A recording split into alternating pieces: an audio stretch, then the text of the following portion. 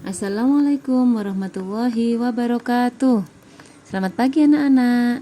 Jumpa kembali dengan Bu Nuki dalam kegiatan pembelajaran prakarya kelas 8 pada pagi hari ini. Bagaimana kabar kalian? Semoga kalian dan keluarga selalu dalam keadaan sehat walafiat. Pada pertemuan kali ini, kita akan mempelajari tentang proses produksi kerajinan bahan lunak buatan, khususnya lilin dan fiberglass. Sedangkan untuk gips, sabun, dan polimer clay akan kita bahas pada pertemuan yang akan datang. Kita mulai dengan pendahuluannya terlebih dahulu ya. Untuk kerajinan lilin, menurut sejarah, sebelum abad ke-19, bahan bakar yang terkandung dalam lilin adalah lemak sapi yang banyak mengandung asam stearat.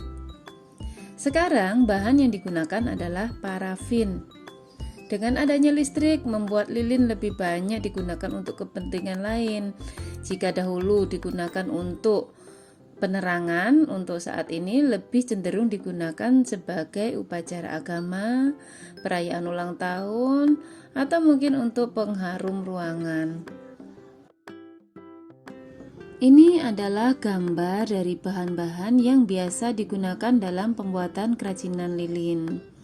Bahan utamanya yaitu lilin lebah, bisa juga menggunakan lilin batang, dan bisa juga menggunakan parafin. Sedangkan bahan pelengkap lainnya adalah plastisin, silikon rubber, dan katalis. Kemudian kita juga membutuhkan tali sumbu dan juga pewarna. Sedangkan alat-alat yang dibutuhkan dalam pembuatan kerajinan lilin diantaranya yang pertama adalah cetakan silikon. Tentunya nanti digunakan pada saat mencetak lilin yang sudah dilelehkan. Kemudian yang kedua adalah panci. Panci di sini kita membutuhkan 2 buah dengan ukuran yang berbeda, beserta pengaduknya tentunya. Yang ketiga adalah sendok dan yang keempat adalah kompor. Berikut ini kita akan mempelajari tentang proses pembuatan kerajinan lilin. Tahap pertama yang harus dilakukan adalah kita siapkan 2 buah panci dengan ukuran yang berbeda, di mana panci yang besar kita isi dengan air, kemudian panci yang kecil kita isi dengan lilin. Lalu kita nyalakan kompor dan memasukkan lilin dalam wadah kecil tadi di atas panci yang ukurannya lebih besar. Nah, kita siapkan juga tali sumbu di bagian lilin yang sudah mencair. Tujuannya adalah supaya sumbunya agak kaku.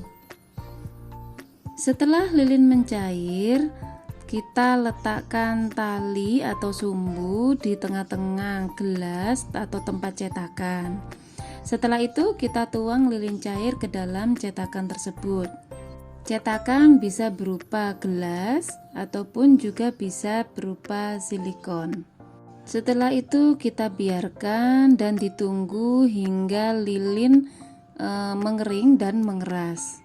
Jika kita menggunakan cetakan gelas, maka kita tidak perlu mengeluarkan lilin dari gelas tersebut. Kita bisa langsung menggunakannya. Sedangkan jika kita menggunakan cetakan silikon, maka kita keluarkan dulu lilin yang sudah mengeras tadi dari cetakan silikon tersebut. Nah, berikut ini saya tampilkan beberapa produk kerajinan dari lilin. Ada berbagai macam bentuk kerajinan lilin, mulai dari flora, fauna, abstrak, atau bahkan yang diletakkan dalam gelas yang diberi berbagai macam aksesoris atau ornamen di dalamnya. Selanjutnya kita akan mempelajari tentang kerajinan fiberglass. Fiberglass adalah serat gelas berupa kaca cair yang ditarik menjadi serat tipis. Fiberglass biasa digunakan sebagai badan mobil dan bangunan kapal, agen penguat untuk banyak produk plastik. Beberapa campuran dalam proses pembuatan kerajinan fiberglass diantaranya adalah cairan resin, katalis, mat atau serat fiber, polish atau sabun krim, cetakan silikon, dan talc. Bahan-bahan yang dibutuhkan dalam pembuatan kerajinan fiberglass yang pertama adalah resin. Resin di sini adalah bahan kimia berbentuk cairan yang menjadi material utama. Resin memiliki jenis yang bermacam-macam. Secara mudah kita menyebut pembagian ini dengan resin bening, resin keruh, resin anti gores, dan lain-lain. Yang kedua adalah katalis. Katalis adalah cairan kimia yang berfungsi sebagai agen untuk membuat resin bereaksi. Tentunya di sini adalah untuk membuat resin menjadi lebih keras. Yang ketiga adalah matte. Matte adalah sebutan untuk serat atau fiber yang berwarna putih atau berwarna kecoklatan dengan susunan tidak beraturan. Fungsinya sebagai penguat resin terutama pada pembuatan lembaran agar tidak mudah retak atau pecah. Matte ini juga digunakan sebagai pelapis agar lapisan fiberglass menjadi tebal. Matte fiber berfungsi sebagai pelapis campuran atau adonan dasar fiberglass sehingga sewaktu unsur kimia tersebut bersenyawa dan mengeras, matte berfungsi sebagai pengikatnya. Akibatnya fiberglass menjadi kuat dan tidak mudah patah atau getas. Yang keempat adalah silikon rubber, yaitu cairan berwarna putih kental seperti susu, berfungsi untuk membuat cetakan silikon. Dan yang terakhir yang kita butuhkan adalah pewarna. Di sini kita bisa menggunakan cat akrilik ataupun cat kayu. Sedangkan alat yang dibutuhkan dalam pembuatan kerajinan fiberglass adalah wadah atau mangkuk, kemudian sendok sebagai pengaduk, gunting, dan juga cetakan silikon. Dalam pembuatan kerajinan fiberglass ada dua proses atau cara yang berbeda. Yang pertama menggunakan matte fiber, yang kedua tanpa menggunakan matte fiber.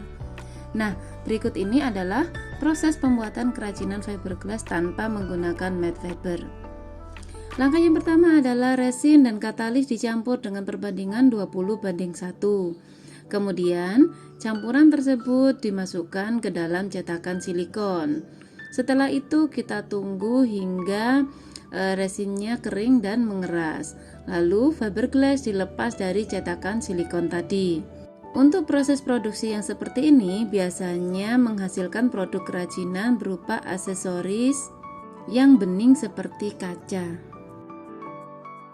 Nah, ini adalah beberapa contoh produk kerajinan fiberglass yang tanpa menggunakan matte fiber. Di situ bisa kita lihat ada gantungan kunci, liontin, gelang, bisa digunakan sebagai piala atau hiasan yang lainnya. Tentunya di sini jenisnya terlihat bening seperti kaca. Sedangkan berikut ini adalah contoh produk kerajinan fiberglass yang menggunakan matte fiber. Di antaranya adalah perosotan untuk anak. Di situ teksturnya kuat dan sangat kaku karena ada matte fiber. Di situ saya tampilkan juga ada tong sampah fiberglass. Kemudian ada pipa fiberglass dan juga ada atap fiberglass. Sampai di sini dulu pembelajaran kita kali ini. Semoga apa yang saya berikan bisa menambah wawasan untuk kalian semua. Tetap semangat belajar dan selalu terapkan protokol kesehatan. Selalu jaga diri kalian dan keluarga. Semoga kita semua selalu dalam keadaan sehat walafiat. Terima kasih, saya akhiri. Wassalamualaikum warahmatullahi wabarakatuh.